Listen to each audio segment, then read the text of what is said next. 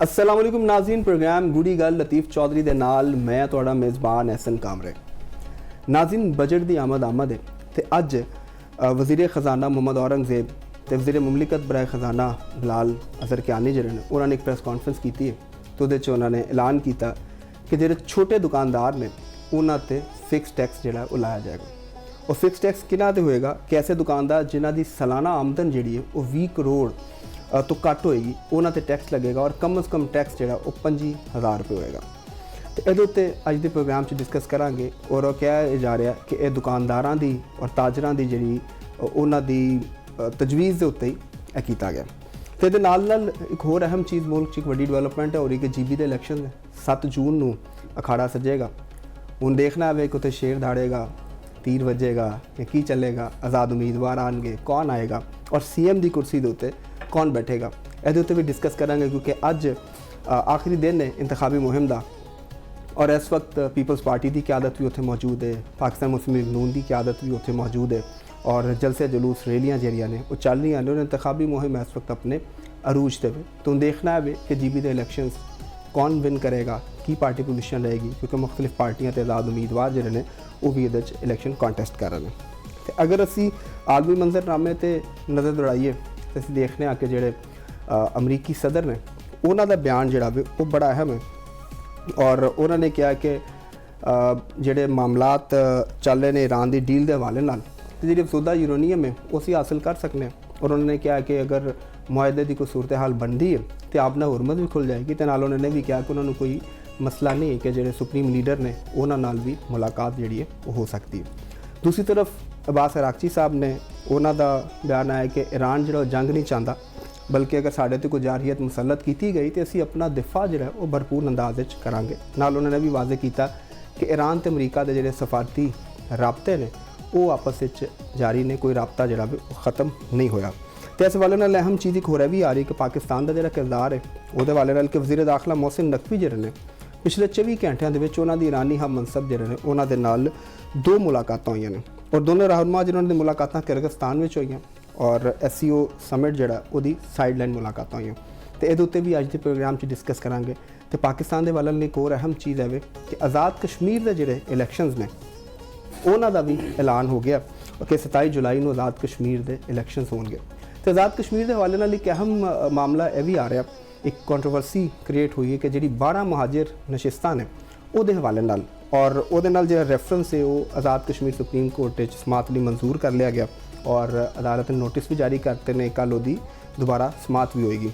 तो ये हवाले नाल जो वज़ीर दिफा ने ख्वाजा आसिफ उन्होंने एक ट्वीट किया और उन्होंने कहा कि 1947 तो जो महाजिर ने वो इत्थे आके आबाद होए ने तो उन्होंने हक तो महरूम नहीं किया जा सकता। सियालकोट में उन्होंने मतलब 2 लाख तो ज़्यादा महाजर ने कुर्बानियाँ दी और सियालकोट के आके आबाद हुए हैं। तो उत्थे 2 कौमी असैम्बली का नशिस्तां ने और एक नशिस्त जी आज़ाद कश्मीर असैम्बली की। तो सारे मामला जोड़े ने अज के प्रोग्राम च उत्ते डिस्कस करांगे। तो चलने हैं लतीफ़ चौधरी साहब जी। चौधरी साहब अस्सलाम वालेकुम। वालेकुम सलाम। की हाल है जी? बिल्कुल ठीक ठाक, फर्स्ट क्लास। तुसीं सुनाओ फिर शुक्र इलेक्शन फुल अरूज ते ने इलेक्शन फिर कैंपेन बंद हो जाएगी, इस वक्त फुल कल पोलिंग पार्टी हो जाएगा, एक दिन छड़ के होएगा, संडे नु है। ते आज ते उत्ते पार्टी परचमां दी बाहर वादी च जिहड़ा रंग बरंगे परचम जेरे ने वो लहरा रहे ने ते तराने बज रहे ने। देखो गल है हुंदी है ना कि जिहड़ी कल भी मैं गल कीती सी कि इलैक्शन दे विच गहमा गहमी और इलैक्शन एक इकट्ठी जी चीज़ हुंदी है, एक किस्म दा इंज ला लो तुसीं कि बड़ी एक फैसटिविटी दा एक अमल हुंदा।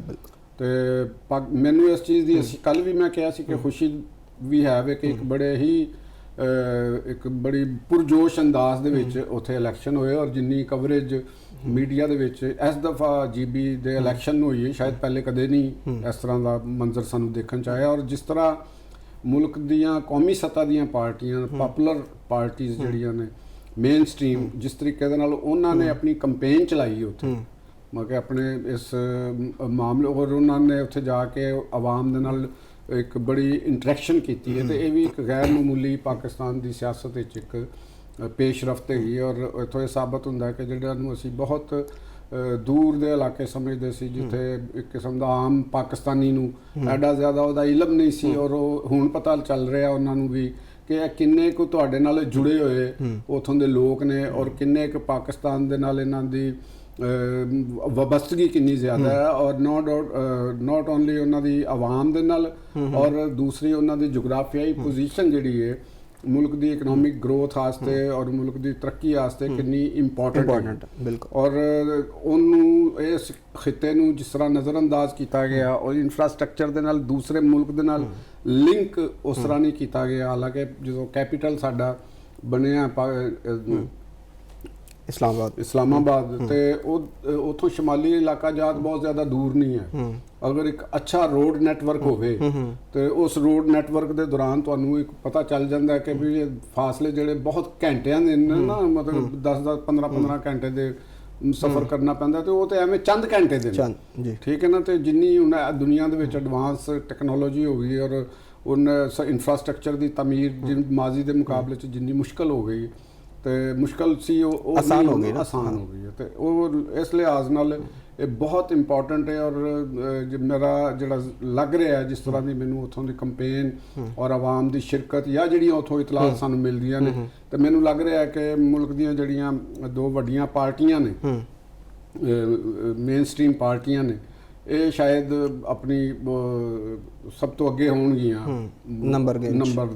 ਦੂਸਰੀ ਜਿਹੜਾ ਅਸੀਂ ਸਭ, ਲੇਕਿਨ ਇਹਦੇ 'ਚ ਇੱਕ ਚੀਜ਼ ਹੈ ਵੇ ਕਿ ਕਿਸੇ ਵੀ ਜਮਾਤ ਨੇ ਆਪਣਾ ਕੋਈ ਮਨਸ਼ੂਰ ਨਹੀਂ ਦਿੱਤਾ ਹੈ ਕਿ ਜੀਬੀ ਇਲੈਕਸ਼ਨਸ ਦੇ ਹਵਾਲੇ ਨਾਲ, ਔਰ ਉੱਥੇ ਜਿਹੜੀ ਕੈਂਪੇਨ ਹੋ ਰਹੀ ਹੈ ਉਹ ਕੈਂਪੇਨ ਦਾ ਅਗਰ ਲੁਬੇ ਲੁਬਾਬ ਇੱਕ ਜੁਮਲੇ 'ਚ ਉਹਨੂੰ ਅਸੀਂ ਸਮਾਪਤ ਕਰੀਏ ਤਾਂ ਇਹੀ ਲੱਗਦਾ ਹੈ ਕਿ ਤੁਸੀਂ ਜੀਬੀ ਨੂੰ ਲਾਹੌਰ ਬਣਾਉਣਾ ਚਾਹੁੰਦੇ ਹੋ, ਜਾਂ ਤੁਸੀਂ ਜੀਬੀ ਨੂੰ ਕਰਾਚੀ ਬਣਾਉਣਾ ਚਾਹੁੰਦੇ ਹੋ, ਜਾਂ ਤੁਸੀਂ ਜੀਬੀ ਨੂੰ KPK ਪਿਸ਼ਾਵਰ ਦੀ ਡਿਵੈਲਪਮੈਂਟ ਦੇ ਹਵਾਲੇ ਨਾਲ। ਤਾਂ ਉਹ ਇਹੀ ਕੰਪੈਰੀਜ਼ਨ ਬੇਸਿਕਲੀ ਪੇਸ਼ ਕੀਤਾ ਜਾ ਰਿਹਾ ਹੈ ਕਿ ਤਿੰਨੋਂ ਪਾਰਟੀਆਂ ਜਿਹੜੀਆਂ ਨੇ ਉਹ ਆਪਣੇ ਆਪਣੇ ਜਲਸਿਆਂ ਦੇ ਵਿੱਚ ਇਹ ਕਹਿ ਰਹੇ ਨੇ ਕਿ ਤੁਸੀਂ ਕੀ ਬਣਾਉਣਾ ਚਾਹ ਰਹੇ ਹੋ, ਤੇ ਤਰੱਕੀ ਦੀ ਬੁਨਿਆਦ ਮੈਨੂੰ ਲੱਗਦਾ ਹੈ ਕਿ ਮੇਨ ਉਹਦੇ ਦੇਖੋ ਜਿਵੇਂ ਮੀਆਂ ਨਵਾਜ਼ ਸ਼ਰੀਫ ਸਾਹਿਬ ਨੇ ਜੋ ਉੱਥੇ ਗੱਲ ਕੀਤੀ ਸੀ, ਮਨਸ਼ੂਰ ਤੇ ਉਹਨਾਂ ਨੇ ਦਿੱਤਾ ਹੈ ਆਪਣਾ, ਇਹ ਤਾਂ ਨਹੀਂ ਕਿ ਵੀ ਪਾਰਟੀਆਂ ਨੇ ਆਪਣਾ ਮਨਸ਼ੂਰ ਨਹੀਂ ਦਿੱਤਾ।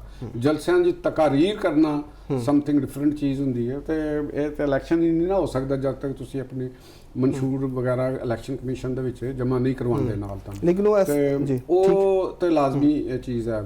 ਦੂਸਰੀ ਗੱਲ ਹੈ ਕਿ ਉਹਨਾਂ ਨੇ ਉੱਥੇ ਡੈਮ ਨੂੰ ਔਰ ਪਾਣੀ ਦੇ ਰਿਜ਼ਰਵਾਇਰ ਦੇ ਹਵਾਲੇ ਦੇ ਨਾਲ ਇਨਫਰਾਸਟ੍ਰਕਚਰ ਦੀ ਗੱਲ ਕੀਤੀ, ਰੋਡ ਨੈਟਵਰਕ ਔਰ ਇਨਫਰਾਸਟ੍ਰਕਚਰ ਦੀ ਤਮੀਰ ਵਾਸਤੇ ਵੀ ਕਰਾਂਗੇ, ਕਾਲਜਿਸ ਔਰ ਸਕੂਲਸ ਵਾਸਤੇ ਵੀ। ਪੀਪਲਸ ਪਾਰਟੀ ਦੀ ਜਿਹੜੇ ਬਿਲਾਵਲ ਭੁੱਟੋ ਜ਼ਰਦਾਰੀ ਸਾਹਿਬ ਨੇ ਔਰ ਮੁਹਤਰਮਾ ਆਸਫਾ ਜ਼ਰਦਾਰੀ ਸਾਹਿਬਾ ਨੇ, ਉਹਨਾਂ ਨੇ ਵੀ ਇਹੋ ਹੀ ਗੱਲ ਦੇ ਉੱਤੇ ਜ਼ੋਰ ਦਿੱਤਾ ਕਿ ਅਸੀਂ ਇੱਥੇ ਸਕੂਲਿੰਗ ਨੈਟਵਰਕ ਬਣਾਵਾਂਗੇ, ਇੱਥੋਂ ਦੀ ਇਹਨੂੰ ਟੂਰਿਜ਼ਮ ਦੇ ਹਵਾਲੇ ਦੇ ਨਾਲ ਅਸੀਂ ਇੱਕ ਜ਼ਿਆਦਾ ਬਿਹਤਰ ਫੈਸਿਲਿਟੀਜ਼ ਇਹਨਾਂ ਨੂੰ ਦੇਵਾਂਗੇ। ਔਰ NG ਨੂਨ ਲੀਗ ਨੇ ਵੀ, ਮੁਸਲਿਮ ਲੀਗ ਨੂਨ ਨੇ ਵੀ ਇਹ ਗੱਲ ਕਹੀ, ਔਰ ਉਹਨਾਂ ਦੇ ਰਹਿਨੁਮਾਵਾਂ ਨੇ ਜਿਹੜੀਆਂ ਤਕਰੀਰਾਂ ਅੱਜ ਵੀ ਤੁਸੀਂ ਸੁਣੀਆਂ ਹੋਣੀਆਂ ਨੇ, ਉਹਦਾ ਦੇ ਵਿੱਚ ਉੱਥੇ ਮੋਟਰਵੇਜ਼ ਦੀ ਤਮੀਰ ਦਾ ਵੀ ਉਹਨਾਂ ਨੂੰ ਇੱਕ ਬਿਲਕੁਲ, ਬਲਕਿ ਜਿਹੜਾ ਕਾਇਦ ਮੁਸਲਿਮ ਲੀਗ ਨੂਨ ਨੇ ਉਹਨਾਂ ਨੇ ਤੇ CPAC ਦੇ ਹਵਾਲੇ ਨਾਲ ਵੀ ਗੱਲ ਕੀਤੀ ਨਾ ਕਿ ਤੇ ਉਧਰੋਂ ਜ਼ਾਹਰ ਹੈ ਉੱਥੇ ਆਣਾ ਹੀ ਆਣਾ, ਤੇ ਉਹ ਇਸ ਵਾਸਤੇ ਤੇ ਉੱਥੇ ਤਵੱਜਾ ਦੇਣ ਦੀ। ਔਰ ਨਾਲ ਅੱਜ ਖਵਾਜਾ ਸਾਦ ਰਫੀਕ ਦੀ ਮੈਂ ਸੁਣ ਰਿਹਾ ਸੀ ਤਕਰੀਰ ਵੀ ਕਿ ਉਹਨਾਂ ਨੇ ਕਿਹਾ ਜੀ NFC ਅਵਾਰਡ ਦੇ ਵਿੱਚੋਂ ਵੀ ਇਹਨਾਂ ਨੂੰ ਹਿੱਸਾ ਦਿਵਾਉਣ ਵਾਸਤੇ ਸਾਰੀ ਕੋਸ਼ਿਸ਼ ਕਰਾਂਗੇ ਅਗਰ ਸਾਡੀ ਹਕੂਮਤ ਉੱਥੇ। ਬਲਕਿ ਉਹਨਾਂ ਨੇ ਵੀ ਨਵਾਜ਼ ਸ਼ਰੀਫ ਸਾਹਿਬ ਨੇ ਵੀ ਉਹਨਾਂ ਤਕਰੀਰ ਉਹਨਾਂ ਨੇ ਪੁੱਛਿਆ ਵੀ ਕਿ ਹਾਫਿਜ਼ ਹਫੀਜ਼ ਉਰਮਾਨ ਸਾਹਿਬ ਨੂੰ ਦੱਸੋ ਕਦੋਂ ਕਮੇਟੀ ਬਣਾਈ ਸੀ 17 ਦੇ ਵਿੱਚ। ਉਹ ਇਹ ਨਹੀਂ ਗੱਲ ਕਿ ਵੀ ਕੋਈ ਮਨਸ਼ੂਰ ਨਹੀਂ ਹੈ, ਅਸਲ ਸਵਾਲ ਹੈਗਾ ਕਿ ਮਨਸ਼ੂਰ ਤੇ ਅਮਲ ਦਰਾਮਦ ਕਰਨ ਦਾ। ਸਿਰਫ ਇਹ ਨਹੀਂ ਹੋਣਾ ਚਾਹੀਦਾ ਕਿ ਜਿਹੜੇ ਅਸੀਂ ਨਾਰੇ ਮਾਰ ਰਹੀ ਸਾਡੀ ਸਿਆਸੀ ਕਿਆਦਤ ਦੀ ਜਿਹੜੀ ਇੱਕ ਰਵਾਇਤੀ ਸਿਆਸਤ ਦਾ ਜਿਹੜਾ ਸਾਡੇ ਇੱਥੇ ਨਜ਼ਰ ਆਉਂਦਾ ਹੈ ਕਿ ਤੁਸੀਂ ਜਲਸੇ ਜਲੂਸਾਂ ਦੇ ਵਿੱਚ ਇੱਕ ਐਸੇ ਨਾਰੇ ਲਾਉਂਦੇ ਹੋ ਜਿਹੜਾ ਦਾ ਇੰਪਲੀਮੈਂਟ ਹੋਣਾ ਪੋਸੀਬਲ ਨਹੀਂ ਹੁੰਦਾ। ਇੰਪਲੀਮੈਂਟ ਹੋਣਾ ਨਾਲ ਇੱਕ ਹੋਰ ਸਾਨੂੰ ਇਹਦੇ ਵਿੱਚ ਜ਼ਰਾ ਇੱਕ ਡਿਫਰੈਂਟ ਚੀਜ਼ ਦਾ ਨਜ਼ਰ ਆ ਰਹੀ ਕਿ ਯਾਰ ਕੀ ਚੋਰ ਡਾਕੂ ਦੇ ਨਾਰੇ ਨਹੀਂ ਲੱਗ ਰਹੇ, ਬਲਕਿ ਹਰ ਕੋਈ ਆਪਣਾ ਇੱਕ ਏਜੰਡਾ ਪੇਸ਼ ਕਰ ਰਿਹਾ ਹੈ। ਉੱਥੇ ਜ਼ਰੂਰਤ ਵੀ ਨਹੀਂ ਹੈ ਉਸ ਤਰੀਕੇ ਦੀ ਨਾ। ਉਹ ਦੇਖੋ ਹਰ ਇਲਾਕੇ ਦਾ ਇੱਕ ਆਪਣਾ ਮਿਜ਼ਾਜ ਹੁੰਦਾ ਹੈ, ਇੱਕ ਉੱਥੋਂ ਦੀ ਇੱਕ ਸਕਾਫਤ ਔਰ ਉੱਥੋਂ ਦਾ ਇੱਕ ਕਲਚਰ ਹੁੰਦਾ, ਤੇ ਇਹ ਬੁਨਿਆਦੀ ਤੌਰ ਦੇ ਉੱਤੇ ਗਿਲਗਿਤ ਬਲਤਿਸਤਾਨ ਸਾਡੇ ਜਿਹੜੇ ਸ਼ਮਾਲੀ ਇਲਾਕਾ ਜਾਂ ਜਿਨ੍ਹਾਂ ਨੂੰ ਕਹਿੰਦੇ ਜਿਹਨਾਂ ਵਿੱਚ ਕਸ਼ਮੀਰ ਸਾਡਾ ਜਿਹੜਾ ਆਜ਼ਾਦ ਕਸ਼ਮੀਰ ਦਾ ਏਰੀਆ ਹੈਗਾ, ਔਰ ਇਹ ਜਿਹੜਾ ਹਿਲੀ ਟਰੈਕ ਇਲਾਕੇ ਨੇ ਜਿਹੜੇ ਇਹ ਬੜੇ ਪੁਰਅਮਨ ਇਹਨਾਂ ਦੀ ਇੱਕ ਹਿਸਟਰੀ ਹੈ। ਮਤਲਬ ਕਿ ਇਹ ਨਾਨ ਵਾਇਲੈਂਟ ਕਿਸਮ ਦੀ ਇਹ ਹਿਸਟਰੀ ਹੈ। ਇਹਦਾ ਮਤਲਬ ਇਹ ਨਹੀਂ ਹੈਗਾ ਕਿ ਉਹ ਕੋਈ ਵਾਰੀਅਰ ਨਹੀਂ ਹੈਗੇ ਜਾਂ ਕੋਈ ਐਸੀ ਗੱਲ ਨਹੀਂ ਹੈਗੀ।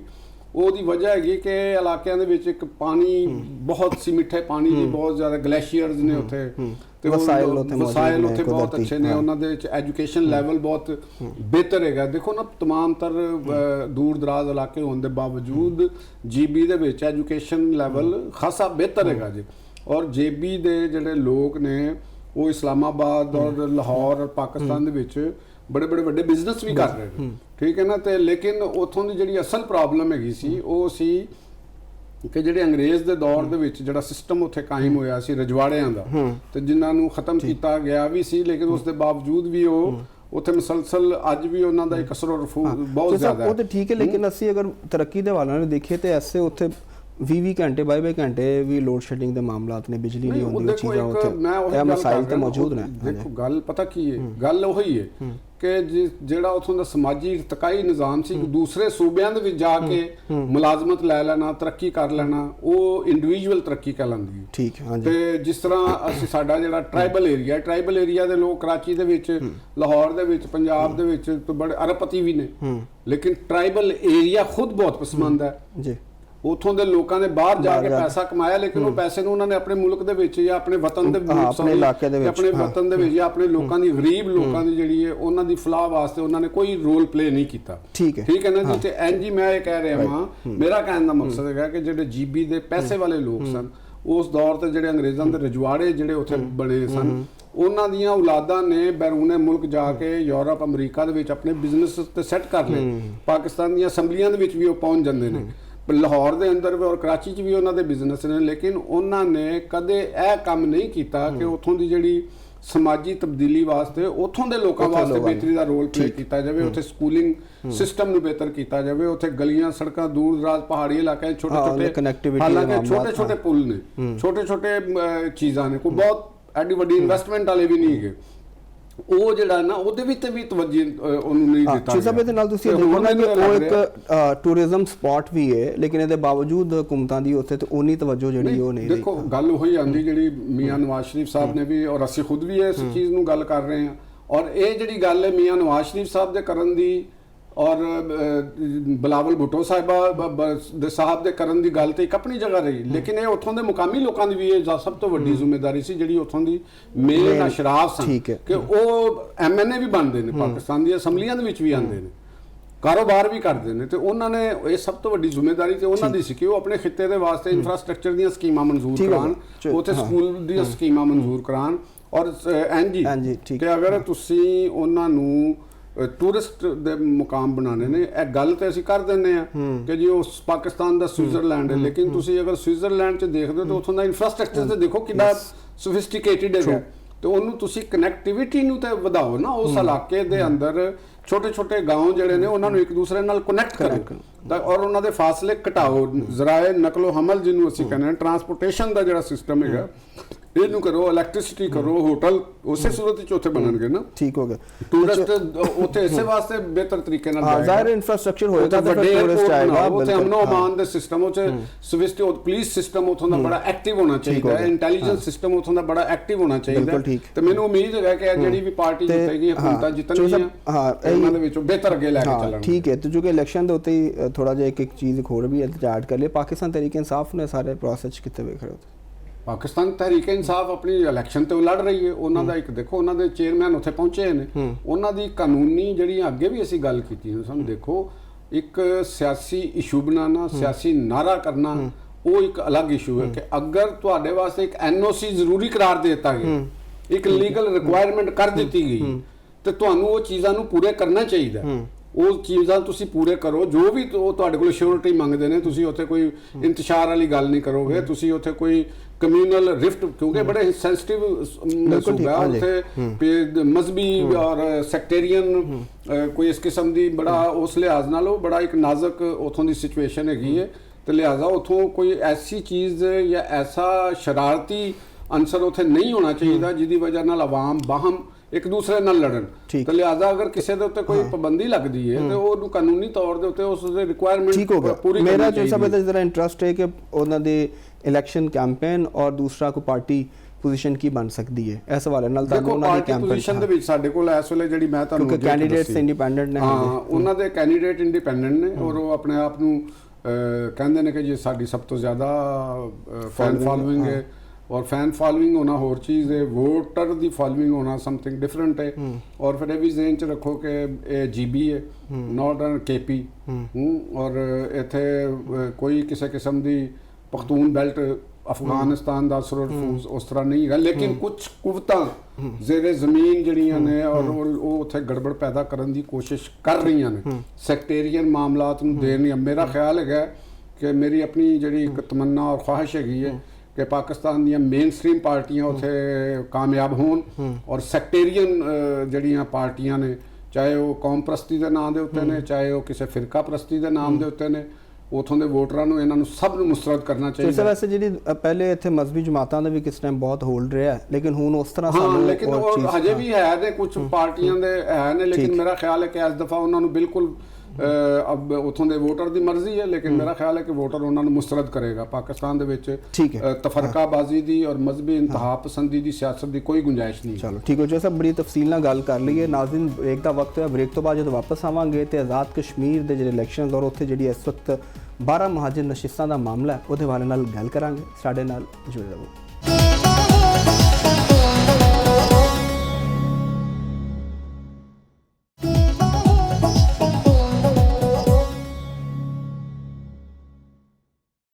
ਵੈਲਕਮ ਬੈਕ ਨਾਜ਼ਰੀਨ। ਆਜ਼ਾਦ ਕਸ਼ਮੀਰ ਦੇ ਜਿਹੜੇ ਇਲੈਕਸ਼ਨਸ ਨੇ ਉਹਨਾਂ ਦਾ ਵੀ ਐਲਾਨ ਹੋ ਗਿਆ।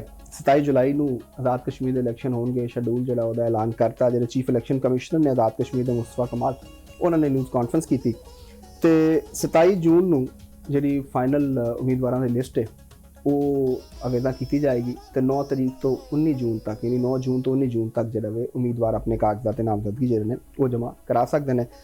ਇੰਤਖਾਬਾਤ ਜਿਹੜੇ 34 ਲੱਖ ਤੋਂ ਜ਼ਿਆਦਾ ਵੋਟਰ ਜਿਹੜੇ ਨੇ ਉਹ ਆਪਣਾ ਹੱਕ ਰਾਏ ਦਾ ਇਸਤੇਮਾਲ ਕਰਨਗੇ। ਇਹ ਤਾਂ ਹੋ ਗਈ ਇਲੈਕਸ਼ਨ ਦੇ ਮਾਮਲਾ। ਲੇਕਿਨ ਇਹਦੇ ਨਾਲ ਜਿਹੜਾ ਇਸ ਵਕਤ ਇੱਕ ਮਸਲਾ ਬਣਿਆ ਉੱਥੇ ਉਹ 12 ਜਿਹੜੀ ਮਹਾਜਰ ਨਸ਼ਿਸਤਾਂ ਨੇ ਆਜ਼ਾਦ ਕਸ਼ਮੀਰ ਅਸੈਂਬਲੀ ਦੀਆਂ, ਉਹਦੇ ਹਵਾਲੇ ਨਾਲ ਔਰ ਆਜ਼ਾਦ ਕਸ਼ਮੀਰ ਸੁਪਰੀਮ ਕੋਰਟ 'ਚ ਰੈਫਰੈਂਸ ਦੀ ਸਮਾਤ ਲਈ ਜਿਹੜਾ ਵੇ ਉਹ ਮਨਜ਼ੂਰ ਕਰ ਲਿਆ ਗਿਆ। ਵਜ਼ੀਰ ਦਿਫਾ ਨੇ ਵੀ ਇਸ ਹਵਾਲੇ ਨਾਲ ਬਿਆਨਾਂ ਦਿੱਤੇ ਨੇ। ਚੌਧਰੀ ਸਾਹਿਬ ਵੱਲ ਚੱਲਦੇ ਹਾਂ ਤੇ ਸਿਚੁਏਸ਼ਨ ਦੇ ਉੱਤੇ ਉਹਨਾਂ ਦੀ ਕੀ ਰਾਏ ਵੇ ਇਹ ਪੁੱਛਣਾ। ਚੌਧਰੀ ਸਾਹਿਬ ਜੀ ਜਨਾਬ, ਕੀ ਹੁਣ ਮਹਾਜਰ ਨਸ਼ਿਸਤਾਂ ਦਾ ਮਾਮਲਾ ਜੇ ਇਹਦੇ ਤੇ ਇੱਕ ਤੁਹਾਨੂੰ ਯਾਦ ਹੋਏਗਾ ਕਿ ਉੱਥੇ ਇੱਕ ਐਕਸ਼ਨ ਕਮੇਟੀ ਬਣੀ ਸੀ। ਐਕਸ਼ਨ ਕਮੇਟੀ ਦੇ ਉਹਨਾਂ ਅਵਾਮੀ ਹੈ ਜਾਂ ਗੈਰ ਅਵਾਮੀ, ਲੇਕਿਨ ਐਕਸ਼ਨ ਜ਼ਰੂਰ ਹੈ। ਠੀਕ ਹੋ।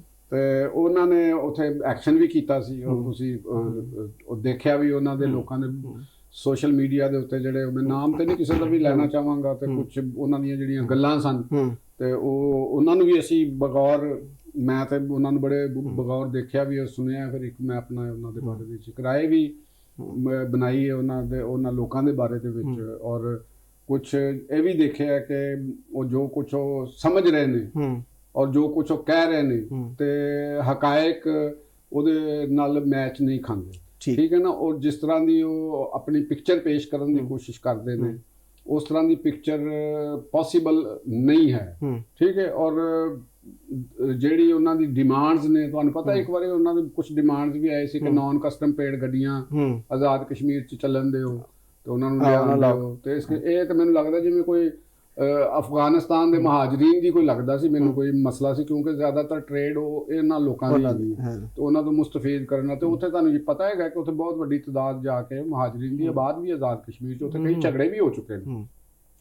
ਤੇ ਇਸ ਲਿਹਾਜ਼ਾ ਜਿਸਲੇ ਵੀ ਉੱਥੇ ਕੋਈ ਪੋਲੀਟੀਕਲ ਮਾਮਲਾ ਡਿਵੈਲਪ ਹੋਣ ਦੀ ਸ਼ੁਰੂ ਕਰਦੇ ਨੇ ਤੇ ਉੱਥੇ ਇੱਕ ਇਹ ਅਫਗਾਨ ਐਲੀਮੈਂਟ ਜਿਹੜਾ ਸ਼ਰਾਰਤੀ ਐਲੀਮੈਂਟ, ਇਹ ਸ਼ਰਾਰਤ ਕਰਨ ਨੂੰ ਇਹ ਬਾਜ਼ ਨਹੀਂ ਆਉਂਦਾ। ਤੇ ਉਹਨਾਂ ਦੇ ਤੇ ਇੱਕ ਸਰਿਸ਼ਤ ਹੈਗੀ ਸ਼ਰਾਰਤ ਕਰਨਾ। ਠੀਕ ਹੈ। ਔਰ ਉੱਥੋਂ ਫਿਰ ਇੰਡੀਆ ਦਾ ਨਾਲ ਉਹ ਵੀ ਉਹ ਮਿਲ ਜਾਂਦਾ, ਉਹ ਵੀ ਸ਼ਰਾਰਤ ਕਰਨ 'ਚ ਗੱਲ ਕਰਦੀ। ਤੇ ਮੈਂ ਕਹਿਣ ਦਾ ਮਕਸਦ ਜਿਹੜੀ ਅਵਾਮੀ ਐਕਸ਼ਨ ਕਮੇਟੀ ਦੀ ਤਰਫ ਜਿਹੜੀ ਮੇਰੀ ਗੱਲ ਹੈ ਕਿ ਉਹਨਾਂ ਲੋਕਾਂ ਨੂੰ ਇਹਨਾਂ ਚੀਜ਼ਾਂ ਤੋਂ ਵਿਜੀਲੈਂਟ ਰਹਿਣਾ ਚਾਹੀਦਾ। ਦੇਖੋ ਪੋਲਿਟਿਕਸ ਹੁੰਦੀ ਹੈ ਆਪਣੇ ਲੋਕਾਂ ਦੇ ਨਾਲ ਔਰ ਆਪਣੀ ਕੌਮ ਦੇ ਨਾਲ, ਉਹਨਾਂ ਦੇ ਹਕੂਕ ਵਾਸਤੇ, ਉਹਨਾਂ ਦੀ ਤਰੱਕੀ ਵਾਸਤੇ, ਔਰ ਗੈਰ ਹਕੀਕੀ ਦਾਅਵੇ ਕਰਨੇ, ਇਸ਼ਤਾਲ ਅੰਗੇਜ਼ੀ ਕਰਨੀ, ਇਹ ਕੋਈ ਸਿਆਸਤ ਨਹੀਂ ਹੁੰਦੀ। ਠੀਕ ਹੈ ਨਾ। ਇਹ ਲਿਹਾਜ਼ਾ ਇਹਦੇ ਤੋਂ ਬਚਣਾ ਚਾਹੀਦਾ। ਹੁਣ ਜਿਸ ਤਰ੍ਹਾਂ ਆਲ ਪਾਰਟੀਜ਼ ਕਾਨਫਰੰਸ ਹੋਈ ਕਸ਼ਮੀਰ ਦੇ ਅੰਦਰ, ਉਹਦੇ ਅੰਦਰ ਮੁਖਤਲਿਫ ਤਰੀਕੇ ਦੀਆਂ ਗੱਲਾਂ ਹੋਈਆਂ, ਸਭ ਨੇ ਉਹਦੇ 'ਚ ਉਹ ਗੱਲ ਕੀਤੀ ਗਈ, ਸਾਰਾ ਕੁਝ ਉਹਨੂੰ ਬਾਅਦ ਵਿੱਚ ਉਹ ਅਸੈਂਬਲੀ ਨੇ ਵੀ ਮਨਜ਼ੂਰ ਕਰ ਲਿਆ। ਔਰ ਉਹ ਜਿਹੜੀ ਐਕਸ਼ਨ ਕਮੇਟੀ, ਅਵਾਮੀ ਐਕਸ਼ਨ ਕਮੇਟੀ ਹੈ, ਇਹਨਾਂ ਦਾ ਮੁਤਾਲਬਾ ਕਿ ਪਾਕਿਸਤਾਨ ਦੇ ਵਿੱਚੋਂ ਜਿਹੜੇ ਮਹਾਜਰੀਨ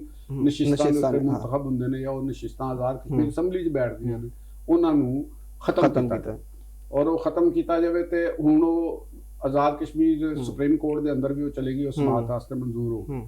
ਤੇ ਹੁਣ ਉਹ ਦੇਖਿਆ ਜਾਏਗਾ ਕਿ ਅਦਾਲਤ ਉਜ਼ਮਾ ਜਿਹੜੀ ਉਹ ਕੀ ਫੈਸਲਾ ਕਰਦੀ ਔਰ ਉਹ ਸਭ ਨੂੰ ਉਹਦੇ ਤੇ ਕਬੂਲ ਕਰਨਾ ਚਾਹੀਦਾ। ਹੁਣ ਆ ਜੋ ਅੱਗੇ ख्वाजा आसिफ साहब ਦੀ ਜਿਹੜੀ ਉਹਨਾਂ ਦਾ ਬਿਆਨ ਹੈ, ਹੁਣ ਦੇਖੋ ਗੱਲ ਪਤਾ ਕੀ ਕਿ ਪਾਕਿਸਤਾਨ ਦੇ ਅੰਦਰ 25 ਲੱਖ ਦੇ ਕਰੀਬ ਕਸ਼ਮੀਰੀ ਮਹਾਜਰ ਐਜ਼ ਅ ਰਜਿਸਟਰਡ ਹੈ।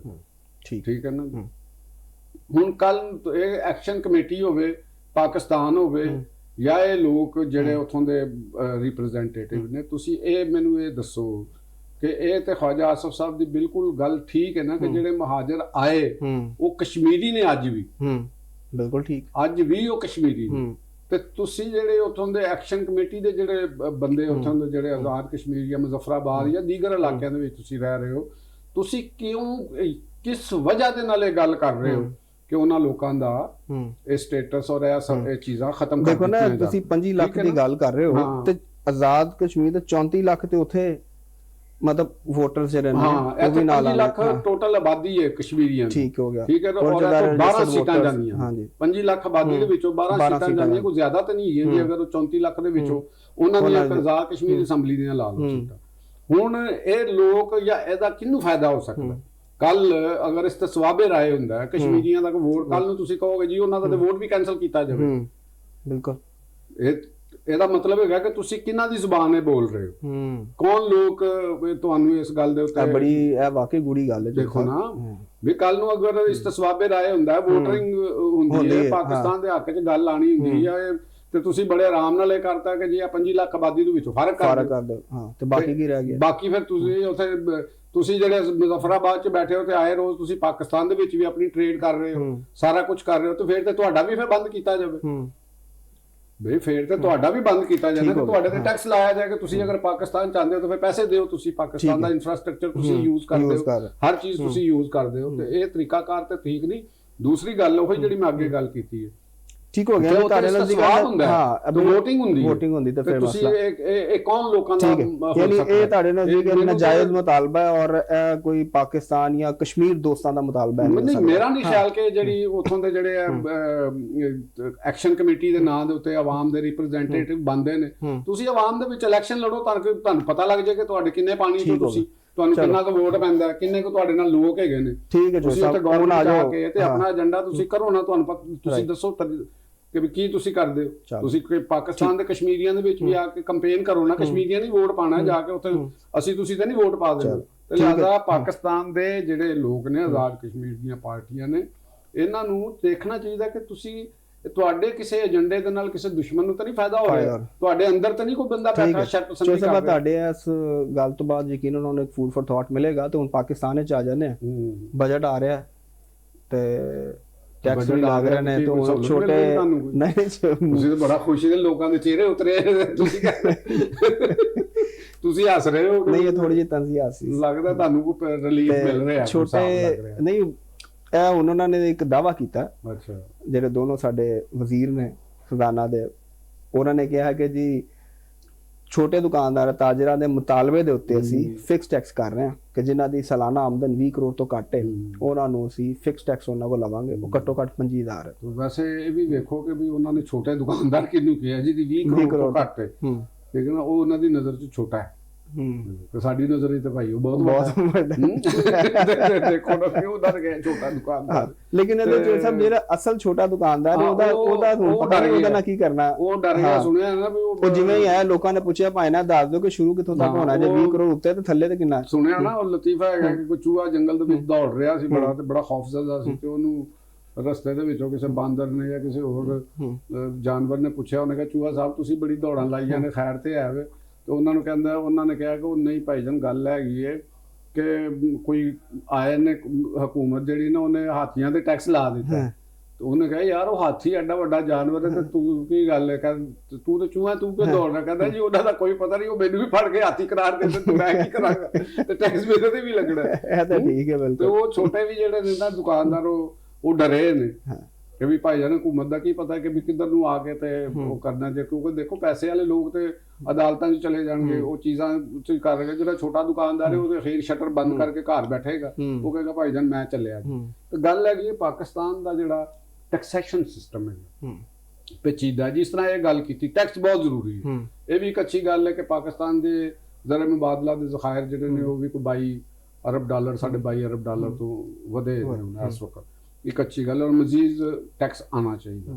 ਤੇ ਉਹਦੇ ਵਾਸਤੇ ਗੱਲ ਹੈਗੀ ਕਿ ਜਿਹੜੇ ਤਾਜਰਾਂ ਨੂੰ ਵੀ ਟੈਕਸ ਦੇਣਾ ਚਾਹੀਦਾ। ਤਾਜਰ ਜੋ ਪਾਕਿਸਤਾਨ 'ਚ ਜਿਸ ਤਰੀਕੇ ਦੇ ਨਾਲ ਕਰ ਰਹੇ ਨੇ, ਲੋਕਾਂ ਦੇ ਨਾਲ ਜੋ ਸਲੂਕ ਹੁੰਦਾ ਹੈ ਸਭ ਉਹ ਕਰ ਰਹੇ ਨੇ, ਲੇਕਿਨ ਇਹਦੇ ਚ ਦੇਖੋ ਨਾ, ਹੁਣ ਜੇ 20 ਕਰੋੜ ਵਾਲਾ ਛੋਟਾ ਤਾਜਰ ਕਰਾਰ ਪਾ ਗਿਆ ਹੈ, ਹਾਂ ਠੀਕ ਹੈ, ਤੇ ਉਹ ਸਿਰਫ 5000 ਦੇ ਕੇ ਜਾਨ ਛੁੱਟ ਜਾਏਗੀ ਉਹਦੀ। ਇਹਦੇ ਨਾਲ ਜ਼ਿਆਦਾ ਟੈਕਸ ਤੁਸੀਂ ਦੇ ਰਹੇ ਹੋ। ਮੈਂ ਬਿਲਕੁਲ ਜ਼ਿਆਦਾ ਦੇ ਰਿਹਾ ਹੂੰ, ਮੈਂ ਤਨਖਾਹਦਾਰ ਆਦਮੀ ਹਾਂ, ਜ਼ਿਆਦਾ ਦੇ ਰਿਹਾ ਹੂੰ, ਮੇਰੀ ਤਾਂ ਮਜਬੂਰੀ ਹੈ, ਕਿਉਂਕਿ ਮੈਂ ਕੀ ਕਰਾਂ ਹੂੰ। ਤੇ ਇਸ ਤਰੀਕੇ ਦੇ ਨਾਲ ਸਾਡਾ ਟੈਕਸੇਸ਼ਨ, ਸਾਡਾ ਤਾਜਰ ਵੀ ਉਹ ਵੀ ਆਪਣੀ ਹਰਕਤ ਤੋਂ ਬਾਜ਼ ਨਹੀਂ ਆਉਂਦਾ, ਠੀਕ ਹੈ ਨਾ ਜੀ। ਅੱਲਾ ਦੇ ਫਜ਼ਲ ਨਾਲ ਫਿਰ ਇਹਨਾਂ ਨੇ ਹੱਜ ਵੀ ਕੀਤੇ ਹੁੰਦੇ ਨੇ। ਜੇ ਬਹੁਤੀ ਗੱਲ ਕਰਾਂਗੇ ਤੇ ਫਿਰ ਉਹ ਕਹਿਣਗੇ ਜੀ ਇਹ ਤੁਸੀਂ ਕੀ ਗੱਲ ਕਰ ਦਿੱਤੀ, ਤੇ ਉਹਨਾਂ ਹੀ ਛੁਰਾ ਵੀ ਫੜਿਆ ਹੁੰਦਾ। ਐਨਜੀ ਜਿਹੜਾ ਸਾਡਾ ਗਵਰਨਮੈਂਟ ਦਾ ਅਫਸਰ ਹੈਗਾ, ਉਹ ਵੀ ਐਨਜੀ ਸਮਝਦਾ ਕਿ ਮੇਰੇ ਕੋਲ ਜਿਹੜੇ ਅਖਤਿਆਰ ਨੇ ਇਹ ਡਿਵਾਈਨ ਹੈਗੇ ਨੇ, ਮੈਂ ਇੱਕ ਸਪੈਸ਼ਲ ਆਦਮੀ ਹਾਂ, ਮੈਂ ਤੇ ਹੁਣ ਤੰਗ ਕਰਨਾ ਹੀ ਕਰਨਾ, ਔਰ ਉਹਨੇ ਪੈਸੇ ਲੈ ਕੇ ਤੇ ਉਹਨੂੰ ਕਰ ਦੇਣਾ। ਠੀਕ, ਇਹ ਚੀਜ਼ਾਂ ਪਾਕਿਸਤਾਨ ਇੱਕ ਤੇ ਹੈਗੀ ਕਿ ਮੇਰੀ ਰਿਕੁਐਸਟ ਤੇ ਇਹੋ ਹੀ ਹੋਈ ਵਜ਼ੀਰ ਖਜ਼ਾਨਾ ਨਾਲ, ਵਜ਼ਾਰਤ ਖਜ਼ਾਨਾ ਦੇ ਨਾਲ, ਕੌਮੀ ਅਸੈਂਬਲੀ ਦੇ ਮੈਂਬਰਾਂ ਦੇ ਨਾਲ ਵੀ, ਕਿ ਜਿਹੜੇ ਟੈਕਸੇਸ਼ਨ ਦੇ ਕਵਾਨੀਨ ਨੇ ਉਹ ਗੈਰ ਮੁਬਹਮ, ਸਾਦਾ ਔਰ ਥੋੜੇ ਹੋਣੇ ਚਾਹੀਦੇ। ਇਹ ਨਹੀਂ ਕਿ ਵਿਚਾਰਾ ਇੱਕ ਫਸ ਗਿਆ ਤੇ ਉਹ ਵਕੀਲ ਕੋਲ ਵੀ ਫਸਿਆ ਹੈ, ਹਰ ਸਾਲ ਉਹਨੇ ਵਕੀਲ ਨੂੰ ਵੀ ਪੈਸੇ ਦੇਣੇ ਨੇ, ਵਕੀਲ ਨੇ ਅਲੱਗ ਉਹਨੂੰ ਉਲਝਣ ਚ ਪਾਈ ਰੱਖਣਾ ਕਿ ਵੀ ਹਰ ਉਹਨਾਂ ਦੇ ਗੋਸ਼ਵਾਰੇ ਬਣਾਉਣੇ ਨੇ। ਜਿੰਨਾ ਤੁਸੀਂ ਸਾਦਾ ਰੱਖੋ। ਵੈਸੇ ਤਾਂ ਕਹਿ ਰਹੇ ਨੇ ਕਿ ਇੱਕ ਸਫੇ ਦਾ ਫਾਰਮ ਹੋਏਗਾ, ਇੱਕ ਸਫੇ ਦਾ ਫਾਰਮ ਹੈ, ਉਹਦੇ ਅੰਦਰ ਫਿਰ ਉਹ ਅੱਗੇ ਡਿਟੇਲ ਦੱਸੇਗਾ ਨਾ, ਪਤਾ ਨਹੀਂ ਉਹ ਛੋਟਾ ਜਿਹਾ ਫੌਂਟ ਕਰਕੇ ਤੇ ਉਹਦੇ ਕਾਲਮ ਬੁਝਾ ਰਹੇ, ਸ਼ਿਕਾਂ ਕਿੰਨੀਆਂ ਹੋਣਗੀਆਂ।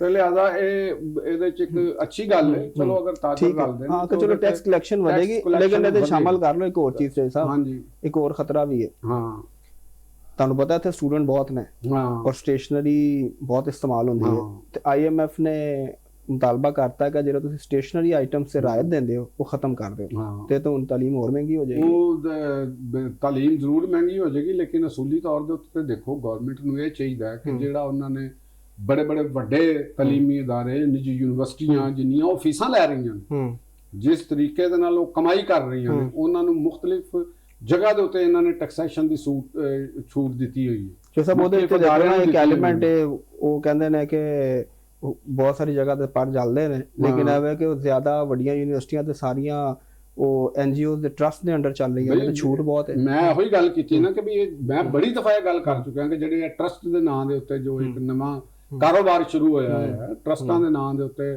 ਟੈਕਸ ਬਚਾਉਣ ਦਾ ਇੱਕ ਸਿਲਸਿਲਾ ਸ਼ੁਰੂ ਹੋਇਆ ਹੈ। ਪਾਕਿਸਤਾਨ ਵਰਗਾ ਜਿਹੜਾ ਤਰੱਕੀ ਪਜ਼ੀਰ ਮੁਲਕ ਹੈ, ਜਿਹੜਾ ਵਸਾਇਲ 'ਚ ਡੁੱਬਿਆ, ਉਹ ਕਿੰਨੀ ਕੁ ਟੈਕਸ ਛੂਟ ਦੇਗਾ, ਜਾਂ ਲੋਕਾਂ ਦੇ ਕੋਲੋਂ ਤੁਸੀਂ ਕਿੰਨੇ ਕੁ ਪੈਸੇ ਲੈ ਲਓਗੇ।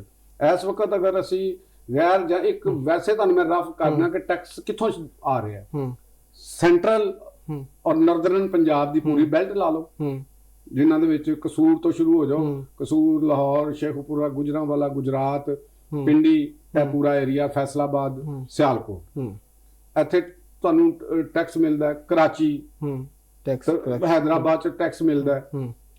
ਤੇ KP ਦੇ ਵਿੱਚੋਂ ਤੁਹਾਨੂੰ ਦੱਸੋ ਜੀ ਕਿੰਨਾ ਕੁ ਟੈਕਸ ਆਉਂਦਾ, ਪੂਰਾ ਬਲੋਚਿਸਤਾਨ ਦੇ ਵਿੱਚੋਂ ਕਿੰਨਾ ਕੁ ਟੈਕਸ ਆਉਂਦਾ, ਅੰਦਰੂਨੇ ਸਿੰਧ ਵਿੱਚੋਂ ਕਿੰਨਾ ਟੈਕਸ ਆਉਂਦਾ, ਇਵਨ ਸਾਡੇ ਸਾਊਥ ਪੰਜਾਬ ਵਿੱਚੋਂ ਕਿੰਨਾ ਟੈਕਸ ਆਉਂਦਾ। ਸਭ ਤੋਂ ਅਗਰ ਇਹਨਾਂ ਨੂੰ ਇਕੱਠਿਆਂ ਕਰੋ ਤੇ ਕੌਮੀ ਅਸੈਂਬਲੀ ਸੈਨੇਟ ਦੇ ਵਿੱਚ ਸਭ ਤੋਂ ਜ਼ਿਆਦਾ ਅਰਕਾਨ ਐਨ ਪੂਰੇ ਏਰੀਏ ਦੇ ਬੈਠੇ ਨੇ ਅੰਦਰ। ਉਹਨਾਂ ਦੇ ਕਾਰੋਬਾਰ ਕੀ ਨੇ, ਇਹਨਾਂ ਦੇ ਸਾਰਿਆਂ ਦੇ ਗੋਸ਼ਵਾਰੇ ਤੁਸੀਂ ਦੇਖੋ, ਤੇ ਫੁਕਰੇ ਨੇ, ਕੰਗਲੇ ਨੇ, ਤੇ ਇਹਨਾਂ ਦੇ ਲਾਈਫ ਸਟਾਈਲ ਦੇਖੋ, ਤੇ ਇਹ ਤੁਹਾਨੂੰ ਪਤਾ ਚੱਲਦਾ ਕਿ ਕੀ ਨੇ। ਕਿਸੇ ਨੇ ਟਰਸਟ ਬਣਾਇਆ ਹੈ, ਉਹ ਆਪਣੇ ਗੋਸ਼ਵਾਰੇ 'ਚ ਲਿਖਦਾ ਮੇਰੇ ਕੋਲ ਪੈਸੇ ਕੋਈ ਨਹੀਂ, ਠੀਕ ਹੈ ਨਾ। ਟਰਸਟ ਦੇ ਅਸਾਸੇ ਅਰਬਾਂ ਰੁਪਏ ਨੇ। ਯੈਸ। ਤੇ ਇਹ ਜਿਹੜੀ ਇੱਕ ਅਨਦਰ ਕਾਈਂਡ ਆਫ ਇੱਕ ਫਿਊਡਲਿਜ਼ਮ ਮੈਂ ਸਮਝਦਾ ਹਾਂ ਕਿ ਤੁਸੀਂ ਟਰਸਟ ਬਣਾਇਆ, ਨਾਨ ਪ੍ਰੋਡਕਟਿਵ ਹੈਗਾ ਕੰਮ, ਯਾਨੀ ਉਹ ਮੁਲਕੋ ਕੌਮ ਦੀ ਤਰੱਕੀ, ਉਹਦੀ ਪ੍ਰੋਡਕਸ਼ਨ ਦੇ ਵਿੱਚ ਕੋਈ ਰੋਲ ਪਲੇ ਨਹੀਂ ਕਰ ਰਿਹਾ, ਠੀਕ ਹੈ। ਲੇਕਿਨ ਉਹ ਅਰਬਾਂ ਰੁਪਏ ਜਿਹੜੇ ਨੇ ਉਹਦੇ ਜਾ ਰਹੇ ਨੇ ਨਿੱਜੀ ਸੱਤਾ ਦੇ ਉੱਤੇ, ਬਾਹਰੋਂ ਚੀਜ਼ਾਂ ਇੰਪੋਰਟ ਕਰ ਰਹੇ ਨੇ ਟਰਸਟ ਦੇ ਨਾਂ ਦੇ ਉੱਤੇ, ਕੋਈ ਟੈਕਸ ਨਹੀਂ, ਉਹਦੇ ਤੇ ਵੀ ਕੋਈ ਟੈਕਸ ਨਹੀਂ। ਕੋਈ ਮਸ਼ੀਨਾਂ ਆਉਂਦੀਆਂ ਨੇ, ਕੋਈ ਆਉਂਦੇ ਨੇ, ਬਹੁਤ ਕੁਛ ਆਉਂਦਾ, ਤੇ ਉਹਨਾਂ ਤੇ ਕੋਈ ਨਹੀਂ ਟੈਕਸ। ਤੇ ਤੁਸੀਂ ਛੋਟੇ ਦੁਕਾਨਦਾਰ ਤੇ ਇਹਨਾਂ ਦੇ ਕੋਲੋਂ ਆਖਰ ਕਿੰਨਾ ਕੁ ਤੁਸੀਂ ਟੈਕਸ ਲੈ ਲਓਗੇ? ਠੀਕ ਹੈ ਨਾ ਸਰ। ਟੈਕਸ ਛੂਟ ਲਈ ਤੁਹਾਨੂੰ ਯਾਦ ਹੈ, ਨਾਂ ਨਹੀਂ ਲਵਾਂਗਾ, ਲੇਕਿਨ ਖਾਨ ਸਾਹਿਬ ਜਦੋਂ ਵਜ਼ੀਰ ਆਜ਼ਮ ਸਨ ਤੇ ਉਹਨਾਂ ਨੂੰ ਇੱਕ NGO ਨੇ ਇੱਕ 5 ਕਰੋੜ ਦਾ ਚੈੱਕ ਵੀ ਪੇਸ਼ ਕੀਤਾ ਸੀ SLE ਕੇ ਬਾਅਦ ਸਾਨੂੰ ਮਸ਼ੀਨਰੀ ਤੇ ਟੈਕਸ ਛੂਟ ਮਜ਼ੀਦ ਮਿਲਿਆ। ਉਹ ਆਪ ਬੜੇ ਵੱਡੇ ਹੋ ਤੇ ਕਹਿੰਦੇ ਨੇ ਕਿ ਸਭ ਤੋਂ ਜ਼ਿਆਦਾ ਮੈਂ ਜਿੰਨਾ ਸੋਸ਼ਲ ਪੈਸੇ ਇਕੱਠੇ ਦੂਸਰੇ ਰੁਪਏ ਆਮ ਵਿੱਚ ਜਿੰਨਾ ਅੱਛਾ ਮੈਂ ਮੰਗ ਲੈਣਾ ਤੇ ਕੋਈ ਵੀ ਨਹੀਂ ਮੰਗ ਸਕਦਾ।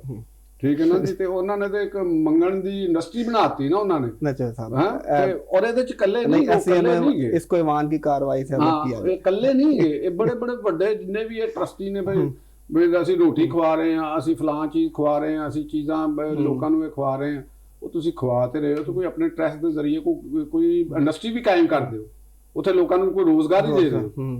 ਠੀਕ ਹੈ ਨਾ। ਔਰ ਟੈਕਸ ਤੁਸੀਂ ਪੀ ਜਾਂਦੇ ਹੋ, ਔਰ ਆਪਣੀ ਜਿਹੜੀ ਮੈਡੀਕਲ ਦੇ ਅੰਦਰ ਤੁਸੀਂ ਹਸਪੀਟਲ ਬਣਾਏ ਨੇ, ਉਹਨਾਂ ਦੀਆਂ ਤੁਸੀਂ ਬਾਹਰ ਕਮਰਸ਼ੀਅਲ ਜਿਹੜੀਆਂ ਨੇ ਉਹ ਲੈਬੋਰਟਰੀਜ਼ ਬਣਾਈ ਨੇ, ਸਭ ਤੋਂ ਜ਼ਿਆਦਾ ਫੀਸਾਂ ਲੈ ਰਹੇ ਹੋ ਤੁਸੀਂ।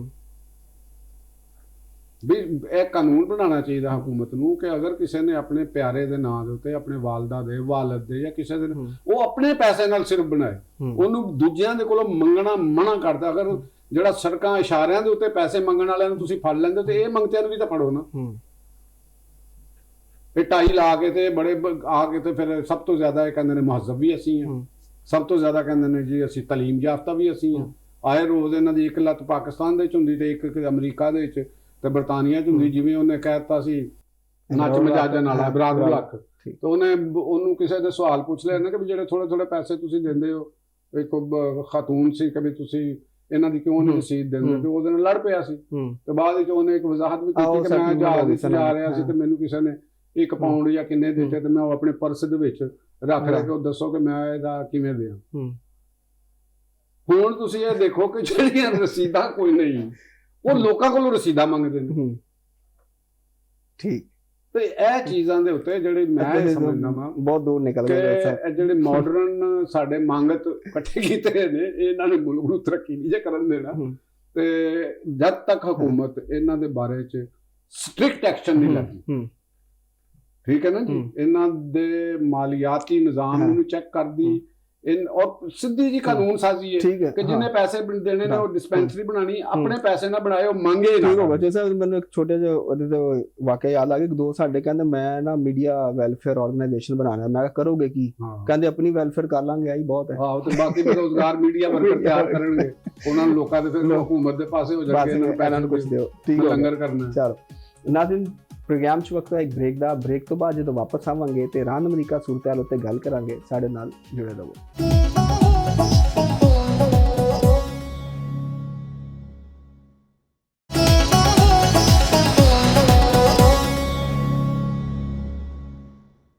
Welcome back Nazreen. Iran America ਜਿਹੜਾ ਡੀਲ ਵਾਲਾ ਮਾਮਲਾ, ਉਹ ਕਦੀ ਤਾਂ ਲੱਗਦਾ ਹੈ ਕਿ ਹੁਣੇ ਡੀਲ ਹੋ ਜਾਣੀ ਹੈ, ਔਰ ਉਹ ਐਡੀ ਡੀਲ ਹੋ ਜਾਂਦੀ ਹੈ ਕਿ ਸਮਝ ਨਹੀਂ ਆਉਂਦੀ ਕਿ ਕੀ ਮਾਮਲਾ ਚੱਲਣਾ। ਚੋਈ ਸਾਹਿਬ ਨੂੰ ਪੁੱਛਣਾ ਹੈ ਕਿ ਡੀਲ ਦੇ ਵਿੱਚ ਇਹ ਕਿੱਥੋਂ ਪੈ ਜਾਂਦਾ ਬਾਰ-ਬਾਰ? ਕੀ ਮਸਾਇਲ ਨੇ ਇਸ ਵਕਤ ਕਿ ਮਾਮਲਾ ਜਿਹੜੇ ਨੇ ਉਹ ਕਿਸੇ ਪਾਰ ਨਹੀਂ ਲੱਗ ਰਿਹਾ? ਚੋਈ ਸਾਹਿਬ। ਹਾਂਜੀ, ਅੱਛਾ ਕੀ ਮਸਲਾ ਕੀ ਹੈ ਇਹਦੇ ਚ ਥੋੜੀ ਜੀ ਨਾ ਸਾਡੇ ਜਿਹੜੇ ਤਜਜ਼ੀਆਕਾਰ ਨੇ ਨਾ, ਜਿਹੜੇ ਅਕਸਰ ਲਾਲ ਬਜੱਕੜ, ਜਿਹੜੇ ਸਾਡੇ ਤਜਜ਼ੀਆਕਾਰ ਨੇ, ਬਾਹਰ ਦੇ ਨਹੀਂ ਮੈਂ ਗੱਲ ਕਰਦਾ, ਉਹਨਾਂ ਦੀ ਗੱਲ ਕਰ ਰਿਹਾ। ਚੀਜ਼ਾਂ ਨੂੰ ਉਹਦੇ ਅਸਲ ਕੰਟੈਕਸਟ ਦੇ ਵਿੱਚ ਦੇਖਣ ਤੋਂ ਬਜਾਏ, ਜਾਂ ਜਿਹੜੀ ਇੱਕ ਡਿਟੇਲ ਆਉਂਦੀ ਹੈ ਉਹਦੀ ਪੂਰੀ ਡਿਟੇਲ ਨੂੰ ਪੜ੍ਹਿਓ ਬਗੈਰ ਕਿਸੇ ਚੀਜ਼ ਦੇ ਉੱਤੇ ਤਬਸਰਾ ਕਰ ਦੇਣਾ, ਤਾਂ ਉਹ ਤੁਹਾਨੂੰ ਫਿਰ ਉਹਦੀ ਡੀਲ ਜਿਹੜੀ ਉਹ ਜ਼ਾਹਰ ਹੈ ਇੱਕ ਲੜਾਈ ਹੈ, ਉਹਦੇ ਅੰਦਰ ਇੱਕ ਸੀਜ਼ ਫਾਇਰ ਚੱਲ ਰਿਹਾ, ਠੀਕ ਹੈ ਨਾ। ਤੇ ਤੁਸੀਂ ਚੀਜ਼ਾਂ ਦਾ ਜਾਇਜ਼ਾ ਲੈਣਾ, ਉਹਦੇ pros and corns something different ਹੁੰਦੇ। ਠੀਕ। ਹੁਣ ਪਹਿਲੀ ਗੱਲ ਤੇ ਤੁਸੀਂ ਜਿਹੜਾ ਮੇਰਾ ਮੌਕਫ ਇਹਦੇ ਵਿੱਚ ਕਿ ਡੀਲ ਸਟਿਲ ਐਗਜ਼ਿਸਟ, ਉਹ sorry ceasefire still exist. ਇਹਦਾ ਮਤਲਬ ਹੈ ਕਿ ਸੀਜ਼ ਫਾਇਰ ਦੋਨਾਂ ਦੀ ਮਿਊਚੁਅਲ ਅੰਡਰਸਟੈਂਡਿੰਗ ਦੇ ਨਾਲ ਹੀ ਹੈ ਨਾ, ਬਿਲਕੁਲ ਦੇ ਨਾਲ ਤਾਂ ਕਾਇਮ ਨਹੀਂ ਰਹੇਗਾ। ਹਾਂ, ਸੀਜ਼ ਫਾਇਰ ਵੀ ਮੌਜੂਦ ਹੈ। ਫਿਰ ਅਬਾਸ ਅਰਾਕਚੀ ਸਾਹਿਬ ਦਾ ਬਿਆਨ ਵੀ ਹੈ, ਅਰਾਕਚੀ ਸਾਹਿਬ ਨੇ ਕਿਹਾ ਕਿ ਵੀ ਅਸੀਂ ਰਾਬਤੇ ਸਾਡੇ ਸਫਾਰਤੀ ਜਾਰੀ ਨੇ। ਰਾਬਤਿਆਂ ਤੋਂ ਤੁਸੀਂ ਇੰਜ ਅੰਦਾਜ਼ਾ ਲਾ ਲਓ ਨਾ ਕਿ ਜੀ ਅਮਰੀਕਾ ਦੇ ਕੋਲ ਮਸਵਦਾ ਗਿਆ, ਈਰਾਨ ਤੋਂ ਜਿਹੜਾ ਮਸਵਦਾ ਤਿਆਰ ਹੋਇਆ ਸੀ ਉੱਥੇ ਚਲਾ ਗਿਆ, ਉਹਨਾਂ ਨੇ ਉਹਦੇ ਉੱਤੇ ਬੈਠ ਕੇ ਸਿਚੁਏਸ਼ਨ ਰੂਮ ਦੇ ਵਿੱਚ ਡਿਸਕਸ ਕੀਤਾ, ਔਰ ਉਹਨਾਂ ਦੇ ਵਿੱਚ ਕੁਝ ਚੀਜ਼ਾਂ ਉਹਨਾਂ ਨੇ ਤਰਮੀਮ ਜਾਂ ਇਜ਼ਾਫਾ ਜਾਂ ਜੋ ਵੀ ਸੀ ਉਹਦੇ ਤੇ ਕਰ ਵਾਪਸ ਈਰਾਨ ਦੇ ਕੋਲ ਚਲਾ। ਬਿਲਕੁਲ, ਔਰ ਉਹਨਾਂ ਨੇ ਉਹਨੂੰ ਵਸੂਲ ਕਰ ਲਿਆ, ਔਰ ਉਹਨਾਂ ਦੇ ਕੋਲ ਮੌਜੂਦ ਹੈ, ਔਰ ਉਹਨਾਂ ਨੇ ਕਿਹਾ ਸੀ ਇਹਦੇ ਤੇ ਗੌਰ ਕਰ ਰਹੇ ਹਾਂ। ਠੀਕ ਹੋ ਗਿਆ ਜੀ। ਹੁਣ ਅਗਰ ਇਸ ਦੌਰਾਨ ਅਸੀਂ ਇਹ ਕਹੀਏ ਕਿ ਜੀ ਉਹ ਮੁਆਹਦਾ ਉਹਨਾਂ ਦੇ ਦਰਮਿਆਨ ਟੁੱਟ ਗਿਆ ਹੈ ਜਾਂ ਮੁਆਹਦੇ ਦੀ ਤਰਫ ਹੈ ਹੀ ਕੋਈ ਨਹੀਂ, ਤੇ ਇਹ ਇੱਕ ਗਲਤ ਨੈਰੇਟਿਵ ਹੋਏਗਾ, ਗਲਤ ਤਜ਼ੀਆ ਹੋਏਗਾ, ਗਲਤ। ਉਹਦੇ ਚ ਅਸੀਂ ਇਹ ਕਹਿ ਸਕਦੇ ਹਾਂ ਕਿ ਕੋਈ ਹਰਡਲਸ ਨੇ, ਕੋਈ ਮੁਸ਼ਕਲਾਤ ਨੇ, ਕੁਝ ਫਰੀਕੈਨ ਆਪਣੀ ਜਿਹੜੀਆਂ ਬਾਜ਼ ਚੀਜ਼ਾਂ ਨੇ ਉਹਨਾਂ ਦੀ ਸ਼ਿਕਾਂ ਦੀ ਔਰ ਲਫ਼ਜ਼ਾਂ ਦੀ ਵਰਡਸ ਦੀ ਤਬੀਰ ਉਹ ਤਸ਼ਰੀਹ ਦੇ ਉੱਤੇ ਕੁਝ ਚੀਜ਼ਾਂ ਦੇ ਉੱਤੇ ਉਹ ਚੱਲਦੇ ਪਏ ਨੇ ਕਿ ਅਗਰ ਇੱਕ ਲਫ਼ਜ਼ ਇਸਤੇਮਾਲ ਕਰ ਰਹੇ ਤੇ ਇਹਦੀ ਤਬੀਰ ਉਹ ਤਸ਼ਰੀਹ ਕੀ ਨਿਕਲੇਗੀ। ਠੀਕ ਹੈ ਨਾ। ਹੁਣ ਅਗਰ ਤੰਦੂ ਤੇਜ਼ ਜਿਹੜੇ ਬਿਆਨਾਤ ਨੇ, ਬਿਆਨਾਤ ਤੇ ਦੋਨੋਂ ਤਰਫੋਂ ਆ ਰਹੇ ਨੇ, ਬਿਲਕੁਲ ਆ ਰਹੇ। ਉਹ ਤੇ ਇਰਾਨੀ ਰਜੀਮ ਦੇ ਮੁxtਲਿਫ ਛੋਟੇ ਇੱਕ ਅਹੁਦੇਦਾਰ ਤੋਂ ਲੈ ਕੇ ਟਾਪ ਲੈਵਲ ਮੁਜਤਬਾ ਖਾਮਨਾਈ ਤੱਕ ਬਿਆਨਾਤ ਆ ਰਹੇ ਨੇ, ਤੇ ਐਨਜੀ ਉਧਰੋਂ ਅਮਰੀਕਨਜ਼ ਐਡਮਿਨਿਸਟ੍ਰੇਸ਼ਨ ਦੇ ਜਿਹੜੇ ਪ੍ਰੈਜ਼ੀਡੈਂਟ ਟਰੰਪ ਤੋਂ ਲੈ ਕੇ ਤਰਜਮਾਨ ਦਫ਼ਤਰ ਖਾਰਜਾ ਦੀਗਰ ਲੋਕਾਂ ਤੱਕ ਉਹ ਬਿਆਨਾਤ ਆ ਰਹੇ ਨੇ। ਤੇ ਉਹ ਬਿਆਨਾਤ ਇਹ ਜ਼ੇਨ ਚ ਰੱਖਣਾ ਉਹਨਾਂ ਦਾ ਇੱਕ ਕੋਈ ਉਹ ਐਗਜ਼ੈਕਟਿਵ ਪਾਵਰ ਦੇ ਵਿੱਚ ਨਹੀਂ ਚੀਜ਼ਾਂ ਆਉਂਦੀਆਂ ਜਾਂ ਕੋਈ ਮੁਆਹਦੇ ਦੀ ਸ਼ਿਕਾਂ ਨਹੀਂ ਹੁੰਦੀਆਂ। ਬਾਜ਼ ਬਿਆਨਾਤ ਹੁੰਦੇ ਨੇ ਜਿਹੜੇ ਸਵਾਲਾਤ ਦੇ ਜਵਾਬ ਚ ਦਿੱਤੇ ਜਾਂਦੇ ਨੇ। ਠੀਕ ਹੋਗਾ। ਚਲੋ ਤਾਂ ਸਵਾਲਾਂ ਦੇ ਜਵਾਬਾਂ ਤੇ ਬਾਅਦ ਜਾਵਾਂਗੇ। ਤੁਸੀਂ ਐਗਜ਼ੈਕਟਿਵ ਪਾਵਰਸ ਦੀ ਗੱਲ ਕੀਤੀ ਤੇ ਜਿਹੜੇ ਅਮਰੀਕੀ ਸਦਰ ਦੇ ਇਖਤਿਆਰਾਤ ਜਿਹੜੇ ਨੇ ਉਹ ਘਟਾਤੇ ਗਏ ਨੇ, ਖਾਸ ਤੌਰ ਤੇ ਜੰਗ ਦੇ ਹਵਾਲੇ ਨਾਲ। ਉਹਦੇ ਚ ਵੀ ਸਾਨੂੰ ਲੋਕਾਂ ਨੂੰ ਅਗਰ ਅਸੀਂ ਇੱਥੋਂ ਦੀ ਲੀਗਲ ਪ੍ਰੋਸੀਡਿੰਗ ਦੇਖਾਂਗੇ, ਕਿਉਂਕਿ ਇਹ ਸੈਨੇਟ ਦੇ ਵਿੱਚ ਜਾਣਾ, ਇਹ ਇੱਕ ਅਨਦਰ ਆਵਾਨੇ ਨੁਮਾਇੰਦਗਾਨ ਦੀ ਤੁਹਾਨੂੰ ਯਾਦ ਹੋਏਗਾ ਕਿ ਉੱਥੇ ਕਈ ਵੋਟਿੰਗਾਂ ਹੋਈਆਂ ਨੇ, ਕਈ ਕਰਾਰਦਾਦਾਂ ਆਈਆਂ, ਕਈਆਂ ਤੇ ਵੋਟਿੰਗਾਂ ਹੋਈਆਂ। ਇਹ ਕੋਈ ਕਾਨੂੰਨ ਨਹੀਂ ਬਣਿਆ ਅੱਜ। ਇਹ ਜ਼ਿਹਨ ਦੇ ਵਿੱਚ ਰੱਖਣਾ ਕਿ ਪ੍ਰੈਜ਼ੀਡੈਂਟ ਦੇ ਅਖਤਿਆਰਾਤ ਨੂੰ ਕਰਬ ਕਰਨ ਵਾਸਤੇ ਕੋਈ ਕਾਨੂੰਨ ਨਹੀਂ ਅਜੇ ਪਾਸ ਹੋਇਆ। ਠੀਕ ਹੈ ਨਾ। ਇਹ ਇੱਕ ਕਰਾਰਦਾਦ ਪਾਸ ਹੋਈ ਹੈ, ਨਾਟ ਇੱਕ ਲੀਗਲ ਫਰੇਮਵਰਕ ਜਾਂ ਉਹ ਮਸਵਦਾ ਪਾਸ ਹੋਇਆ। ਔਰ ਉਸ ਤੋਂ ਬਾਅਦ ਫਿਰ ਅਗਰ ਹੁੰਦਾ ਵੀ ਹੈ ਤੇ ਅਗਰ ਫਰਜ਼ ਕੋ ਫਿਰ ਸੈਨੇਟ ਚ ਜਾਣਾ ਹੈ, ਪਹਿਲੇ ਤੇ ਮਸਵਦਾ ਕਾਨੂੰਨ ਤਰਮੀਮ ਵਾਸਤੇ ਪਾਸ ਹੋਏ, ਉਹਨਾਂ ਦੀਆਂ ਐਗਜ਼ੈਕਟਿਵ ਪਾਵਰਸ ਨੂੰ ਜਾਂ ਵਾਰ ਪਾਵਰ ਨੂੰ, ਜਿਹੜੀ ਵੀਅਤਨਾਮ ਵਾਰ ਤੋਂ ਬਾਅਦ ਉਹਨਾਂ ਦੇ ਉੱਤੇ ਕਾਂਗਰਸ ਨੇ ਸਾਰਿਆਂ ਨੇ ਇੱਕ 2/3 ਅਕਸਰੀਅਤ ਦੇ ਨਾਲ ਇੱਕ ਕੀਤਾ ਸੀ ਔਰ ਉਹਨਾਂ ਨੂੰ 60 ਦਿਨਾਂ ਦਾ ਜਾਂ ਜਿੰਨੀਆਂ ਦਿਨਾਂ 90 ਰੋਜ਼ ਦਾ ਦਿੱਤਾ ਸੀ ਕਿ ਵੀ ਉਹਨੂੰ ਉਹ ਇਹ ਦਿੱਤਾ ਗਿਆ ਸੀ ਇਸ ਵਾਸਤੇ ਕਿ ਜੋ ਸਦਰ ਸਾਹਿਬ ਜਾਂ ਉਸ ਦੌਰ ਦੀ ਇਸਟੈਬਲਿਸ਼ਮੈਂਟ ਵੀਅਤਨਾਮ ਜੰਗ ਜਿਹੜੀ ਉਹ ਬਹੁਤ ਲੰਬੀ ਹੋ ਗਈ ਸੀ, ਜਿਹਦੇ ਚ ਅਮਰੀਕਾ ਦੇ ਅੰਦਰ ਬਹੁਤ ਸਾਰੀਆਂ ਚੀਜ਼ਾਂ ਰਿਜ਼ੈਂਟਮੈਂਟ ਔਰ ਇਸ ਤਰ੍ਹਾਂ ਦੀਆਂ ਪੈਦਾ ਹੋਈਆਂ ਸਨ। ਮਾਲੀ ਬੋਝ ਵਧਿਆ ਸੀ ਤੇ ਕੁਝ ਲੋਕ ਉਦੋਂ ਤੋਂ ਚਾਹੁੰਦੇ ਸਨ ਕਿ ਬਿਲਾ ਵਜ੍ਹਾ ਸੀ ਜੰਗ ਤੇ ਜਾਵੇ। ਉਹਨੂੰ ਕਰਬ ਕਰਨ ਵਾਸਤੇ ਕਿ ਪ੍ਰੈਜ਼ੀਡੈਂਟ ਨੂੰ ਕੋਈ ਲਾਮਹਿਦੂਦ ਵਾਰ ਦੇ ਅਖਤਿਆਰਾਤ ਨਾ ਦਿੱਤੇ ਜਾਣ ਤੇ ਉਹ ਰਿਸਟ੍ਰਿਕਟ ਹੋ ਕੇ ਥੋੜੇ ਹੋ ਗਏ ਸਨ ਤੇ ਜਿਹਦੇ ਤੇ ਹੁਣ ਚੱਲ ਰਿਹਾ। ਤੇ ਇਹਦੇ ਨਾਲ ਨਾਲ ਫਿਰ ਦੇਖੋ ਕਿ ਅਗਰ ਕੋਈ ਮਸਵਦਾ ਕਾਨੂੰਨ ਪਾਸ ਹੁੰਦਾ ਹੈ ਤੇ ਉਹ ਸੈਨੇਟ ਦੇ ਮੁਸ਼ਤਰਕਾ ਇਜਲਾਸ ਦੇ ਅੰਦਰ ਜਾ ਕੇ ਉਹ ਫਿਰ ਮਸਵਦਾ ਕਾਨੂੰਨ ਹੋਏਗਾ, ਨਾਟ ਐਨ ਕਰਾਰਦਾਦ। ਠੀਕ ਹੋ ਗਿਆ ਜੀ। ਇੱਕ ਤਾਂ ਮੈਂ ਤੁਹਾਨੂੰ ਇਹ ਵਜ਼ਾਹਤ ਕਰ ਦਵਾਂ। ਦੂਸਰੀ ਗੱਲ ਹੈ ਕਿ ਫਿਰ ਉਹ ਕਰਾਰਦਾਦ ਨੂੰ, ਉਸ ਮਸਵਦਾ ਕਾਨੂੰਨ ਨੂੰ ਪ੍ਰੈਜ਼ੀਡੈਂਟ ਵੀਟੋ ਕਰ ਸਕਦਾ। ਪ੍ਰੈਜ਼ੀਡੈਂਟ ਦੇ ਕੋਲ president has an authority to veto the resolution. ਠੀਕ ਹੋ ਗਿਆ। ਉਹ ਵੀਟੋ ਕਰ ਸਕਦਾ। ਲਿਹਾਜ਼ਾ ਇਹ ਅਜੇ ਬਹੁਤ ਦੂਰ ਦੀ ਗੱਲ ਹੈਗੀ ਹੈ। ਚਲੋ ਬਸ ਟਾਈਮ ਚੁੱਕੇ ਸ਼ਾਰਟ ਹੈ, ਖਬਰ ਵਾਸਤੇ ਗੱਲ ਹੈ। ਹਜੇ ਨਹੀਂ ਇਹਦੇ ਚ ਮਜ਼ਾਕਰਾਤ ਅਸੀਂ ਸਿਰਫ ਇਹ ਕਰਾਂਗੇ ਕਿ ਹਜੇ ਮਜ਼ਾਕਰਾਤ ਜਾਰੀ ਨੇ। ਠੀਕ ਹੋ ਗਿਆ। ਚਲੋ ਮਜ਼ਾਕ ਇੱਕ ਅਹਿਮ ਚੀਜ਼ ਹੋਰ ਵੀ ਆਈ ਕਿ ਉਹਨਾਂ ਕੋਲ ਇੱਕ ਸਵਾਲ ਕੀਤਾ ਗਿਆ ਸੀ ਤੇ ਉਹਨਾਂ ਨੇ ਕਿਹਾ ਸੀ ਕਿ ਜਿਹੜੇ ਇਰਾਨੀ ਸੁਪਰੀਮ ਲੀਡਰ ਨੇ ਉਹਨਾਂ ਨਾਲ ਮੁਲਾਕਾਤ ਹੋ ਵੀ ਸਕਦੀ ਅਗਰ ਮੁਆਹਦੇ ਤੇ ਕੋਈ ਸਾਈਨ ਵਗੈਰਾ ਹੁੰਦੇ ਨੇ। ਤੇ ਇਹਦੀ ਸਿਗਨੀਫੀਕੈਂਸ ਤੁਸੀਂ ਕਿਸ ਤਰ੍ਹਾਂ ਦੇਖਦੇ ਹੋ? ਇਹਦੀ ਸਿਗਨੀਫੀਕੈਂਸ ਮੈਂ ਤਾਂ ਇਸ ਤਰੀਕੇ ਨਾਲ ਦੇਖਦੇ ਹਾਂ ਕਿ ਵੀ ਇਹ ਤੇ ਅੱਛੀ ਗੱਲ ਹੈ ਨਾ। ਅਗਰ ਦੇਖੋ ਨਹੀਂ ਅੱਛੀ ਗੱਲ ਤੇ ਹੈ, ਇੱਕ ਤਰਫ ਉਹਨਾਂ ਦਾ ਸੀ ਦਾਵਾ ਕਿ ਮੈਂ ਰਜੀਮ ਹੀ ਚੇਂਜ ਕਰ ਦੇਵਾਂਗਾ ਔਰ ਦੂਸਰੀ ਤਰਫ ਉਸੇ ਰਜੀਮ ਦੇ ਜਿਹੜੇ ਸੁਪਰੀਮ ਲੀਡਰ ਨੇ ਉਹਨਾਂ ਦੇ ਨਾਲ ਮੁਲਾਕਾਤ, ਉਹਨਾਂ ਨੇ ਆਪਣਾ ਸਟੈਂਸ ਬਦਲ ਕੇ ਕਰ ਦਿੱਤਾ। ਸਟੈਂਸ ਉਹਨਾਂ ਨੇ ਸ਼ੁਰੂ ਕੀਤਾ ਵੀ ਸਾਡਾ ਸਟੈਂਸ ਹੈ ਯੂਰੇਨੀਅਮ ਦੇ ਉੱਤੇ, ਇਹਦੇ ਤੇ ਅਸੀਂ ਕੋਈ ਨਹੀਂ ਕਰਨਾ। ਉਹਦਾ ਵੀ ਉਹਨਾਂ ਨੇ ਜਵਾਬ ਦਿੱਤਾ ਕਿ ਅਸੀਂ ਲੈਣਾ ਚਾਹੀਏ ਤੇ ਅਸੀਂ ਲੈ ਸਕਦੇ ਹਾਂ। ਵੀ ਸਵਾਲਾਂ ਦੇ ਜਵਾਬਾਂ ਚ ਮੁਖਤਲਿਫ, ਇਹਦਾ ਇਹ ਮਤਲਬ ਨਹੀਂ ਕੋ ਸਵੇਰੇ ਉੱਠ ਕੇ ਜਾ ਕੇ ਉਹ ਕਾਰਵਾਈ ਕਰ ਦੇਗਾ। ਇਹ ਬਿਆਨ ਬਰਾਏ ਬਿਆਨਾਤ ਨੇ। ਅਸਲ ਉਹਦਾ ਚੀਜ਼ ਹੈਗੀ ਹੈ ਕਿ ਉਹ ਆਪਸ ਵਿੱਚ ਇੱਕ ਦੂਸਰੇ ਦੇ ਨਾਲ ਰਾਬਤੇ ਚ ਵੀ ਨੇ ਔਰ ਫਰੇਮਵਰਕ ਮੁਆਹਦਾ ਵੀ ਬਹੁਤ ਅੱਛੀ ਨਾਲ ਹੈ। ਤੇ ਇਹ ਉਮੀਦ ਰੱਖਣੀ ਚਾਹੀਦੀ ਹੈ ਕਿ ਉਹ ਜਿਹੜੇ ਨੇ ਉਹ ਇੱਕ ਆਪਣੀ ਕੁਝ ਤਬਦੀਲੋ ਤਸ਼ਰੀਹ ਦੇ ਉੱਤੇ ਹਟ ਜਾਏ। ਔਰ ਤੁਹਾਨੂੰ ਯਾਦ ਹੈ ਕਿ ਵਾਕਸ ਜਿਹੜਾ ਉਹਨਾਂ ਦੀ ਉਹਨਾਂ ਨੇ ਪਾਕਿਸਤਾਨ ਦੀ ਬੜੀ ਤਾਰੀਫ ਕੀਤੀ, ਕੱਲ ਨੈਟਲੀ ਵੇਕਰਸ ਨੇ ਵੀ ਕੀਤੀ ਤੇ ਪਾਕਿਸਤਾਨ ਸਟਿਲ ਮਤਲਬ ਕਿ ਆਪਣੀ ਐਫਰਟ ਕਰ ਰਿਹਾ। ਔਰ ਉਮੀਦ ਹੈਗੀ ਹੈ ਕਿ ਕਿਸੇ ਨਾ ਕਿਸੇ ਜਗ੍ਹਾ ਦੇ ਉੱਤੇ ਜਾ ਕੇ ਕੋਈ ਹੋਏਗਾ। ਬਲਕਿ ਜਿਵੇਂ ਮੈਂ ਇੰਟਰੋ ਜ਼ਿਕਰ ਵੀ ਕੀਤਾ ਕਿ ਵਜ਼ੀਰ ਦਾਖਲਾ ਦੀ ਵੀ 2 ਵਾਰੀ ਮੁਲਾਕਾਤ ਹੋਈ ਆਪਣੇ ਅਮਰੀਕੀ ਹਮਸਫਰ ਹੋਏਗਾ। ਜ਼ਾਹਰ ਹੈ ਇਰਾਨੀਆਂ ਵਾਸਤੇ ਮੁਸ਼ਕਲਾਤ ਨੇ ਔਰ ਅਮਰੀਕਨ ਵਾਸਤੇ ਵੀ ਨੇ। ਤੇ ਇੰਨੀ ਕੋਈ ਚੋਰ ਸਾਹਿਬ ਇਹ ਤੇ ਐਸੇ ਟੌਪਿਕ ਨੇ ਕਿ ਤੇ ਜਿੰਨੀ ਦੇਰ ਵੀ ਬੈਠੀ ਹੈ ਤੁਹਾਡੇ ਕੋਲ ਮਾਲ ਮੁੱਕਦਾ ਨਹੀਂ ਹੈਗਾ ਤੇ ਸਾਡੇ ਸਵਾਲ ਨਹੀਂ ਮੁੱਕਦੇ ਤੇ ਲੇਕਿਨ ਟਾਈਮ ਜਿਹੜਾ ਵੇ ਉਹ ਸਾਨੂੰ ਪ੍ਰੋਡਿਊਸਰ ਸਾਹਿਬ ਬੜੇ ਡਾਢੇ ਨੇ ਕੁੜੀਆਂ ਪਾ ਰਹੇ ਨੇ। ਠੀਕ ਹੈ ਗੱਲ ਕਹੀ ਉਹ ਵੀ ਟਰੰਪ ਹੀ ਹੈਗਾ, ਵੀਟੋ ਕਰ ਦੇਗਾ ਹਰ ਚੀਜ਼ ਨੂੰ। ਫਿਰ ਕੀ ਕਰਾਂਗੇ? ਕੱਟ ਕਟਿਆ ਵੀ ਕਰਦੇ ਜੇ। ਹਾਂ ਬੜਾ ਬਹੁਤ ਕੁਝ ਕਰਦੇ ਨੇ, ਅਸੀਂ ਤੇ ਬੋਲਦੇ ਨਹੀਂ। ਠੀਕ ਹੋ ਗਿਆ। ਜ਼ਾਤੀਆਂ ਦੇ ਖਿਲਾਫ ਅਸੀਂ ਨਹੀਂ ਬੋਲਦੇ। ਚਲ ਜੇ ਸਭ ਕੋਈ ਐਂਡ ਤੇ ਸਾਡੇ ਨਾਜ਼ਰੀਨ ਨੂੰ ਕੋਈ ਮੈਸੇਜ ਦਿਓ। ਮੈਸੇਜ ਅਸੀਂ ਦੇ ਦਿੰਦੇ ਹਾਂ ਕਿ ਜਿਹੜਾ ਮੇਰਾ ਖਿਆਲ ਹੈ ਕਿ ਆਲਮੀ ਦਿਨ ਹੈ ਅੱਜ, ਮਾਹੌਲੀਅਤ ਦਾ ਆਲਮੀ ਦਿਨ ਹੈ। ਤੇ ਇਹ ਦਿਨ ਜਿਹੜਾ ਇਹ ਸਾਨੂੰ ਯਾਦ ਦਿਲਾਉਂਦਾ ਕਿ ਜਿਹੜਾ ਅਸੀਂ ਆਪਣੀ ਸਾਡੀ ਜਿਹੜੀ ਜ਼ਮੀਨ ਹੈ ਕੁਰਾਇਆ ਅਰਜ਼ ਹੈਗਾ ਇਹਨੂੰ ਸਾਫ਼ ਰੱਖਣਾ ਹੈ ਮਾਹੌਲੀਆਤੀ ਆਲੂਦਗੀ ਦੇ ਉੱਤੋਂ।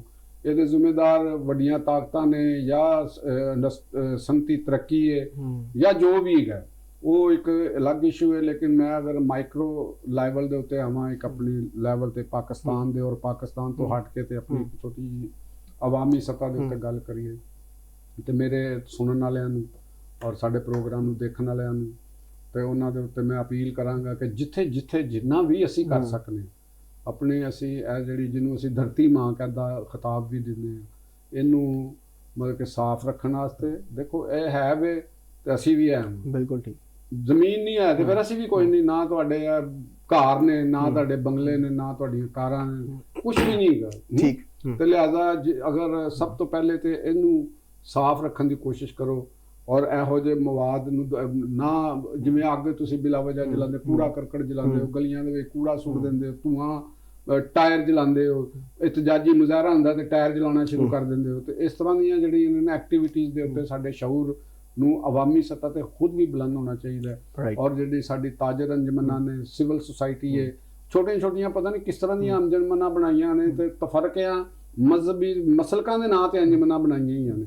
ਤੇ ਕਮ ਅਜ਼ ਕਮ ਇਹਨਾਂ ਲੋਕਾਂ ਨੂੰ ਇਹੋ ਹੀ ਚਾਹੀਦਾ ਹੈ ਕਿ ਆਪਣੇ ਜਿਹੜੇ ਤੁਹਾਡੇ ਰੁਕਨ ਨੇ ਉਹਨਾਂ ਨੂੰ ਕਹੋ ਕਿ ਯਾਰ ਕੋਈ ਦਰਖਤ ਲਾ ਦੇਣ, ਦਰਖਤਾਂ ਦੇ ਉੱਤੇ ਤਵੱਜਾ ਦੇਣ, ਕੋਈ ਸਫਾਈ ਦੇ ਤੌਰ ਤੇ ਆਪਣੇ ਤੌਰ ਤੇ ਚਲੇ ਜਾਣ, ਕੋਈ ਹਫਤਾ ਮੰਗਾ ਲੈਣ ਸਾਰੀਆਂ ਤਨਜ਼ੀਮਾਂ ਆਪਣੇ ਨੌਜਵਾਨਾਂ ਨੂੰ ਕਹੋ ਜੀ ਹਫਤਾ ਸਫਾਈ ਕਰ ਤੇ ਚਲੋ ਕੋਈ ਸੂਰਤ ਹਾਲ ਬਿਹਤਰ ਹੋ ਜਾਏ। ਤੇ ਮੇਰਾ ਖਿਆਲ ਹੈ ਕਿ ਆਵਾਮ ਨੂੰ ਇਹਦੇ ਤੇ ਹਕੂਮਤ ਦੇ ਨਾਲ ਨਾਲ ਸਾਨੂੰ ਇਟਸੈਲਫ ਖੁਦ ਆਪਣੇ ਤੌਰ ਤੇ ਵੀ ਸਾਨੂੰ ਇਹ ਚੀਜ਼ ਕਰਨੀ ਚਾਹੀਦੀ। ਠੀਕ ਹੋ ਗਿਆ ਜੀ, ਤਾਂ ਬਹੁਤ ਬਿਹਤਰੀਨ ਤੁਸੀਂ ਮੈਸੇਜ ਦਿੱਤਾ, ਕਿਉਂਕਿ এনवायरमेंट ਜਿਹੜਾ ਵੇ ਉਹ ਸਿਰਫ ਕਿਸੇ ਇੱਕ ਹਕੂਮਤ ਦਾ, ਮੁਲਕ ਦਾ ਮਸਲਾ ਨਹੀਂ, ਬਲਕਿ ਉਹ ਹਰ ਘਰ ਦਾ ਮਸਲਾ। ਕਿਉਂਕਿ ਜਿਹੜੀ ਫਜ਼ਾ ਤੁਸੀਂ ਸਾਹ ਲੈਣਾ ਹੈ, ਅਗਰ ਤੁਸੀਂ ਕਿਸੇ ਜਗ੍ਹਾ ਤੇ ਕੋਈ ਅੱਗ ਜਲਾਈ ਹੈ, ਕੂੜਾ ਜਲਾਇਆ ਹੈ, ਉਹ ਫਜ਼ਾ ਆਲੂਦਾ ਹੋ ਰਹੀ ਹੈ ਤੇ ਉਹਦੇ 'ਚ ਤੁਹਾਡੇ ਘਰਦਿਆਂ ਨੇ, ਆਪਣੇ ਬੱਚਿਆਂ ਨੇ ਵੀ ਉਹਦੇ ਸਾਹ ਲੈਣਾ। ਤੇ ਬਹਰਹਾਲ ਸਾਡੀ ਜਿਹੜੀ ਜ਼ਿੰਮੇਦਾਰੀ ਹੈ ਉਹਨੂੰ ਅਦਾ ਕਰਨਾ ਬਹੁਤ ਜ਼ਰੂਰੀ ਹੈ। ਨਾਜ਼ਰੀਨ, ਪ੍ਰੋਗਰਾਮ ਦਾ ਵਕਤ ਹੋ ਗਿਆ ਖਤਮ। ਸ਼ੋਇਬ ਸਾਹਿਬ ਨਾਲ ਗੱਲਾਂ ਬਾਤਾਂ ਦਾ ਸਿਲਸਿਲਾ ਤੇ ਤੁਹਾਨੂੰ ਪਤਾ ਜਾਰੀ ਰਹਿੰਦਾ ਹੈ। ਕੱਲ੍ਹ ਹਾਜ਼ਰ ਹੋਵਾਂਗੇ ਐਸੇ ਵੇਲੇ ਤੇ ਕਰਾਂਗੇ ਗੂੜੀ ਗੱਲ ਲਤੀਫ ਚੌਧਰੀ ਦੇ ਨਾਲ।